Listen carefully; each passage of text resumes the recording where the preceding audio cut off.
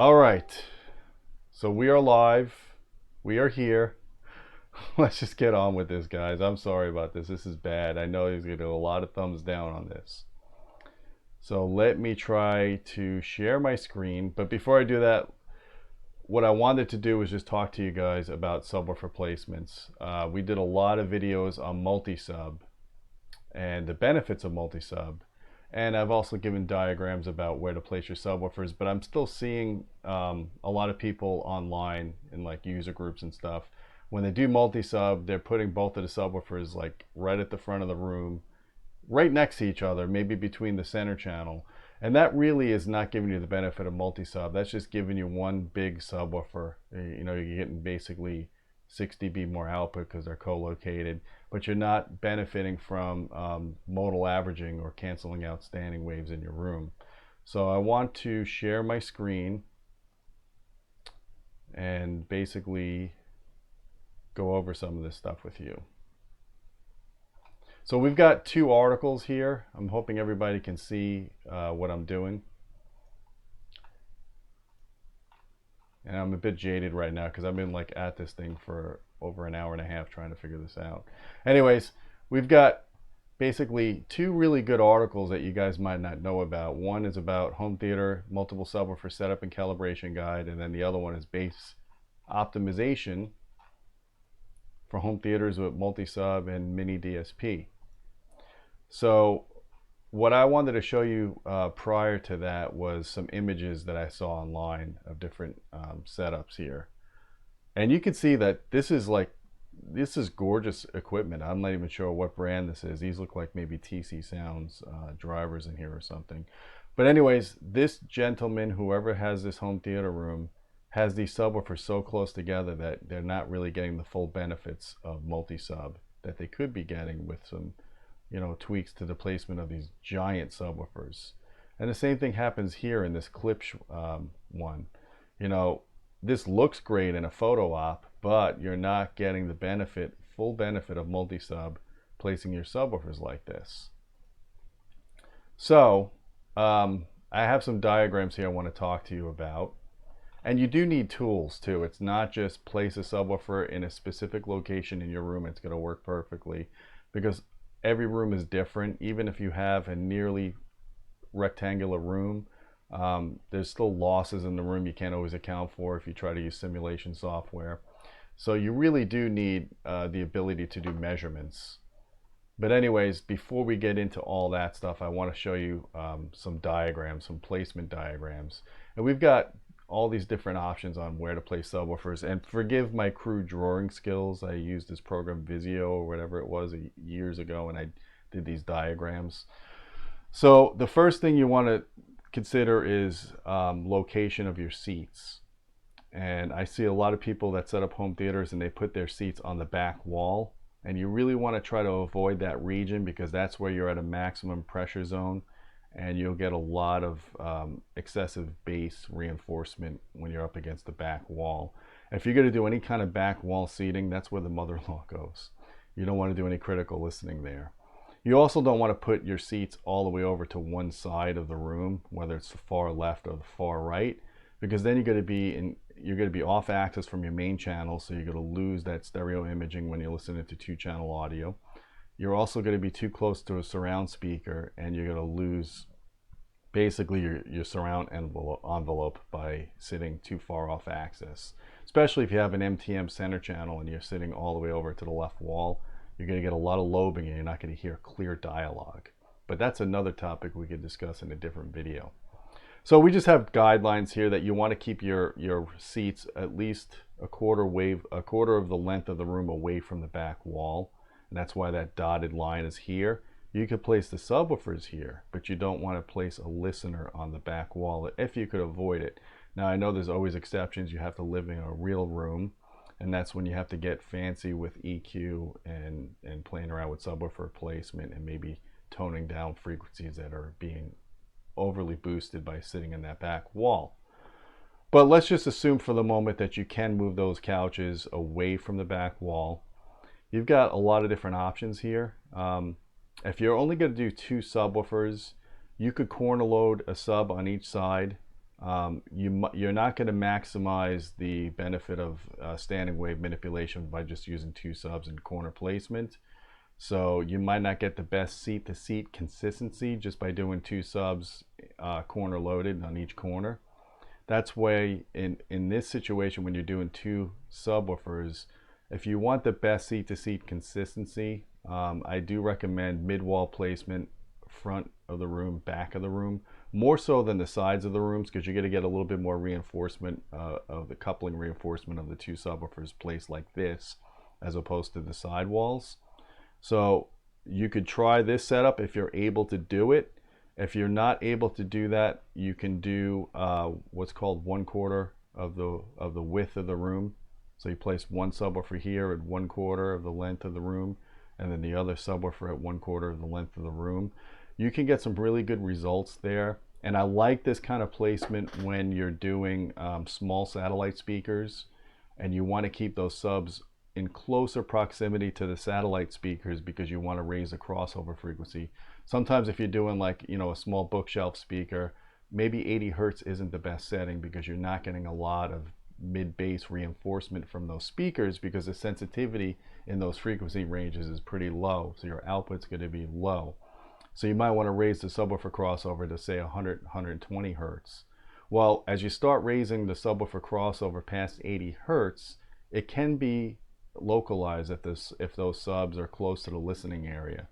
But if you don't have them close to the listening area and you have them in closer proximity to the main speakers, this kind of placement works pretty well. You're not going to get the best seat to seat consistency, but it's definitely going to be better than just 1 sub. And then you could do some EQing to get the bass better in this area. So I do like the 1/4 placement. You could even do 4 subs like that. But if you're going to go 4 subs, I really think 4 subs, the best placement for 4 subs is to corner load every one of those subwoofers. If you look at Dr. Floyd Toole's book on sound reproduction, he talks about, you know, doing mid-wall subwoofer placements, but I think his newer book actually talks about doing 4 corners. And if you go to like Cedia and you go to the JBL demo rooms, they actually stack 2 subs in each corner. So they're using 8 subwoofers, and they use a thing called sound field management. So they actually time align, phase align and everything, and then they do the EQ, and they get almost as good seat to seat consistency as the 4 mid-wall placement, which you see in this diagram. But you get a coupling factor that you don't get with this 4 subwoofer mid-wall placement scheme. So you get much more reinforcement of low frequencies. You get basically about a 12 dB boost in output compared to just 1 sub, assuming all 4 of your subs are identical. You don't get that boost when you do the 4 mid-wall sub like this. And I've set up rooms with 4 subs mid-wall placement like this, and I've been in rooms like that. And yes, the bass is tight, the bass is consistent, but it always seems like it's missing impact. So I really don't recommend the 4 mid-walls. I know it's been touted around the industry a lot for the last decade or so, but I'm noticing professionals are kind of shying away from this now too. They're kind of smartening up and they're taking advantage of the corner placement, because you can do great things with corner placement if you have equal subs and you have them time aligned and everything. Then you could go in and EQ the excessive bass bumps that you're going to get, and you can have good seat to seat consistency with excellent coupling factor. And that's really what you need, because now if you do 4 subs like this, you could use smaller subs. You don't need these giant behemoth subwoofers. When you have multiple subs going on, you're getting a low frequency coupling factor that's making it act like a bigger sub. So I think these are some good guidelines to look at. And in fact, I really recommend you read this article. I put a lot of notes in here, and I talked with Dr. Floyd Toole about all this stuff. So I really went over all of this. And there's just some great recommendations in here. I even have a THX calibration recommendation here. It's just good reading here. I even got some measurements and just some calibration procedures. So that's, you know, this is really good. I even talk about how to do low frequency PEQ correction, calculating the Q of your filters and all that stuff. But the next article I wanted to tell you about is the bass optimization for home theater with mini DSP and multi-sub. And this assumes you get your subwoofer placement right. So once you get that right, and if you can get your time alignment right, this is what this device does. When you use the mini DSP, it's a little black box here. Most receivers and most processors only have a single subwoofer out, and if they do have two subwoofer outs, they tend to be paralleled outputs, so you don't have independent delay and trim control for those. So you could kind of trick it by using that single output, plug it into his mini DSP, and then get 4 independent outputs. So you could have independent time alignment, independent delay, or time alignment, same thing, independent EQ, and independent level. So this is a great little box. I'm going to probably do a setup procedure video on using this box because I'm about to swap my processors. I'm going to put this back into my system to get my subs even tighter response. So I will be doing a video that focuses on how to set this up. But I just want to show you guys, here is bass measurements across all 6 of my seats in my theater room. So I've got 2 rows, 6 seats. This is before I use the mini DSP. So you can see the bass response is pretty darn good. I try to go for, my goal for getting good bass in a room is to get plus or minus, 7 dB across all seats from 15 hertz out to 100 hertz. So I've got obviously some problems in here that I don't have tightened up because of time alignment, or just not optimal. I don't have optimal subwoofer positioning in my room because I don't have a rectangle. So I can't use the room softwares to figure that out. But I did add an extra subwoofer in my room. I got 5 subs going in my room now, and you don't normally need that many subs, but in an L-shaped room it's a little bit dicey and a little bit more tricky. So after I added that 5th sub and then I used PEQ, look how much better that response is. That's just freaking amazing. That's across both rows of seats, all 6 seats. This is a really tight bass response. You can see there's no major suck outs. There's a little bit here, but it's still within, from 72 to 82. It's still within plus or minus 5 dB. That's very good. I mean, I could probably get this even better if I really tried hard, but this is really darn good. And the only way you could achieve this kind of response across 2 rows of seats is to use multiple subwoofers and EQ. The only other alternative is if you have one big giant subwoofer, is to use a lot of bass trapping. And bass trapping costs a lot, it's bulky, and it also makes your room, it absorbs a lot of the energy, so you lose efficiency in your output. So you're not losing efficiency when you're doing active subwoofers. If you kind of have to think of active subwoofers as kind of like an active bass trap, if you will. So they only fix the bass in your room when they're on. You can't use multiple subwoofers when you're doing sound production, but you can use it when you're doing sound reproduction. So that's why when you go to a recording studio, you see a bunch of bass traps and a lot of absorption. That's because they're actually making the music. So you can't use active subwoofers to get the bass better while you're making the music. So anyways, I think, there's some good guidelines in this article as well. I give kind of a calibration procedure. let me go back to not sharing my screen. Okay, here I am. So when I set up subwoofers, I tend to go 1 subwoofer at a time. I get the first subwoofer integrated with the mains as best as I can. I kind of measure all the different seating areas. And then I use a principle called superposition. So I add 1 subwoofer at a time. Every time I add a new subwoofer, I make sure I don't cause any major problems. I manipulate the time alignment. I do some EQ. It's a lengthy procedure. I mean, there are some programs out there that will do some of this for you, like D-Rack, for example, which I haven't had a lot of experience with, or Harman's Sound Field Management. So I'm going to tell you guys that if you really want to get serious about bass, then you can't do it just by general guidelines, and you can't do it just by ear. You got to use a tool. As Scotty would say from Star Trek, the right tools for the right job. So you got to get yourself at least a minimal microphone like this Dayton audio mic. These aren't the greatest mics, but they're good enough for what we're doing. You know, they're pretty accurate down to about 15 hertz. The noise floor on these mics go up a little bit when you go lower than that. So you get, if you keep doing multiple sweeps, you'll notice it varies a little bit. It's not a very precise mic. It's not like a B&K mic or calibrated mic that costs a couple of $1,000s. This microphone only costs about 80 bucks, maybe 120 bucks, somewhere around there. So I'll link it up in the video.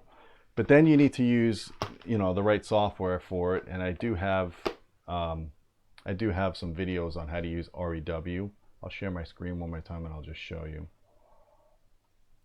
So this is some old measurements I found on my computer, and using REW, just different locations of when I'm doing subwoofer setup. Now, another thing I noticed with people when they set up their subwoofers is they give you this great smooth graph at one location. You really have to check more than one location. That's why we're doing multi-sub. So you got to kind of vary that microphone to all your different seats. You want to be at ear level. You don't want to have any surfaces too close to the microphone if you could avoid it. So you kind of have to look at all the different graphs. And like I said, this is not what I'm listening to now. What I'm listening to now in my current setup is this. I was using LMS the other day and I did some measurements. So you can see I have pretty good consistency here. And this is without the mini DSP. I'm actually just using Yamaha's minimal PEQ to do all this stuff. So you can't get this kind of response when you're doing just one sub. I'll show you just the front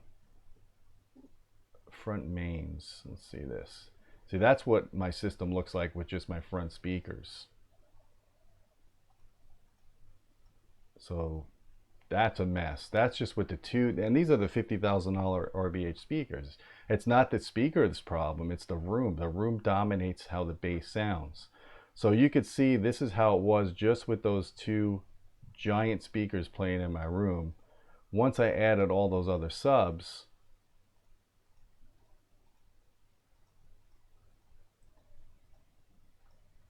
boom, look at that.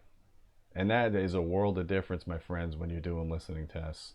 You want consistent bass, and the only way you're going to get that consistent bass is multi-sub.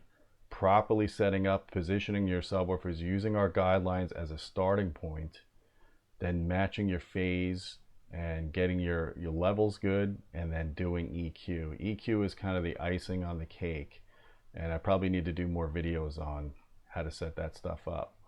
So I'm not going to talk too much longer. It's like 3 o'clock in the morning and I'm kind of burnt out. I hope some of this was useful to you guys, and I apologize for the gaffe I had trying to get this thing set up with OBS. I promise you I will have this resolved soon. I hope that the audio and video quality is better now, because I am trying to use a program that doesn't compress the hell out of it. But like I said, that Zoom program was way easier than this thing. So let me see if you have any questions in here that I can answer real quickly. No distortion. My sub is disconnected, so getting another one is not easy. Glad to hear, Eugene, without problems. Thank you. Any benefit in using DSP for independent setup if the source isn't separate? If the source isn't separate, I don't know what you mean by that. One thing I should probably mention when you're setting up multi-sub is you really want all your subwoofers playing the same signal. So mono bass with LFE combined to all of your subs. I know there's a flirtation with people wanting to do stereo bass, and I do stereo bass for my main speakers only because my main speakers, the subwoofers go up above 80 hertz. I think they cross over about 150. So that's where stereo bass does matter. But if you think about it, most recordings are mixed mono and bass anyways. And the only way you're going to get the full benefit of modal averaging and canceling out the standing wave problems is to have each of those subs playing the same signal. At least having them playing the sum signal, so you get the LFE content and all those channels with bass set to small. So you really need to be doing that. Love DRAC on my XMC1. Yeah, DRAC, so everybody swears about DRAC. I'm going to try to get a processor in with DRAC in the future. I was thinking about that monoprice processor that's coming out soon, but I don't think it has Control 4 integration, and I kind of need that to run my system. So hopefully they can get that, because that looks like a nice processor. What's the best way to time align subs manually? I have two, one is in the front and one is in the back. Odyssey's always giving me the wrong response when I check the results in REW. Well, that's a good question. Physical distance isn't always the correct distance because subwoofers have DSP programming in them, and that can add delay. So I would say start with what Odyssey is setting up for your delays, and then get into REW and see when you vary the delays if you can get it better. I know what you're saying because I've had to kind of change the delay settings from what Odyssey has done, and it depends on which version of Odyssey, because the older versions of Odyssey would try to calibrate each sub independently, but it should be the newer versions now measure both subs. They do the EQ after they time align, and then they do a final EQ correction to all subs playing at once. So that should give you better results. Some of it is trial and error, unfortunately, unless you have like a really sophisticated program like with Harman Sound Field Management, which is not available to the public, unfortunately. You have to have a JBL synthesis system. You're going to have to kind of do this on your own. I know that people have messed with DRAC with multi-sub and they've had good results, but I can't speak from experience on that. But if you try to place symmetry with your subs, I think it does help. Let me go back to my screen sharing again. If you go back to those diagrams that I did before, I think I have to go back a page. Sorry about that.